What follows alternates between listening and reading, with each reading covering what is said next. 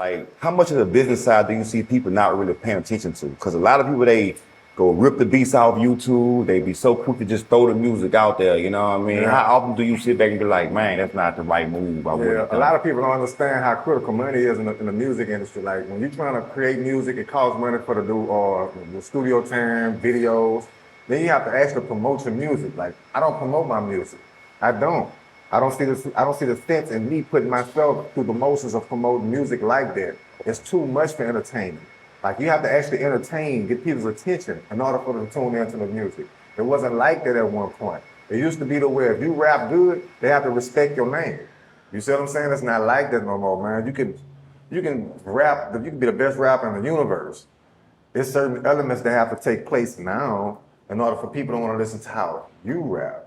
You see what I'm saying? And I'm not gonna display those behaviors for the public just to get someone's attention. Are you talking more like a gimmick? People got to jump into character nowadays, talking like from that point of view? No, not really a gimmick. It's just that I know what the rap game consists of. I know what it takes to catch people's attention as an artist. You see what I'm saying? And you got a lot of artists who know this, and they've capitalized on it. Then they've been backed out because it gets worn out. You see what I'm saying? But the rap game is twisted, like some kind of way.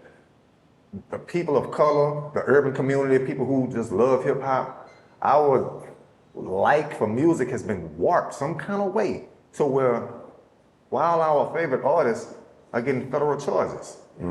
Why then went from, just music to it's something else? To where I'm kind of afraid that the next artist that just becomes trending, like he's going to trend for 6 months before he have an ankle monitor on. You see what I'm saying? But that's what's respected by fans. Like that's all that's being listened to. Right. I think the new rappers are becoming like, I'm gonna say like the new guys of the community now, because that's who the little kids are looking up to. Like if Youngboy say something. It always been like that. Right, okay. It always been like that. The youth is always gonna be influenced by someone. You see what I'm saying? But who are the influencers? Who allowed these people to step on stage to influence these people? You see what I'm saying? Who allowed that? Who were the influencers before these people? Let's look at it, like literally. Let's go back and see who was the cool people to be like.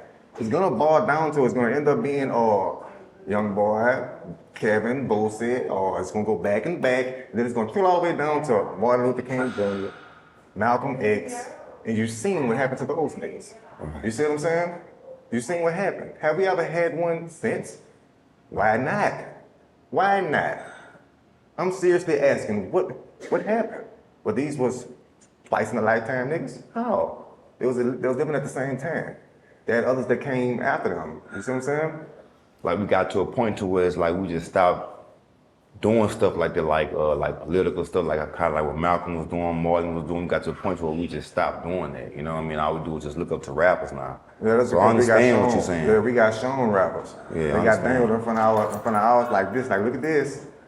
Like, sell drugs, kill, get rich. You know what I'm saying? How do we change it? Or go play basketball. How we change it? Like, how do we start and say, okay, now we see what the problem is.